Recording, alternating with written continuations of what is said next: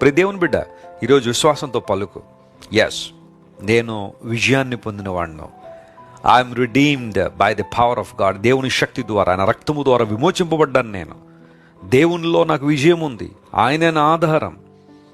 నాకు విరోధంగా రూపించబడిన ఏ ఆయుధం వర్ధిల్లదు అని దేవుని లేఖనానుసారంగా నువ్వు మాట్లాడినప్పుడు దేవుడు వాటిని స్థిరపరుస్తాడు. నీ జీవితంలో అద్భుతాలు జరుగుతాయి.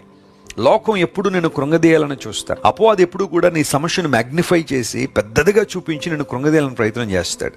నువ్వు చేయాల్సింది ఏంటో తెలుసు, ఆ సమయంలో దేవుడు నా కాపరి, నాకు లేమి కలగదు, ఆయనే నా ఆశ్రయము, దేవుడు నాకు వెలుగును, రక్షణే ఉన్నాడు, నేను ఎవరికి భయపడతాను. ఇలాంటి మాటలు నువ్వు ప్రకటించడం ద్వారా, డిక్లేర్ చేయడం ద్వారా దేవుని యొక్క కార్యాలు స్పష్టంగా నువ్వు చూస్తావు. ఈరోజు వాగ్దానాన్ని ఎత్తి ప్రార్థన చేయండి. బెనయ్య చెప్పాడు రాజుతో, నువ్వు పలికిన మాట దేవుడు స్థిరపరచునుగాక. ఈరోజు నీ జీవితంలో కూడా దేవుడు అలాంటి అద్భుతాన్ని చేయాలని ఆశిస్తున్నారు.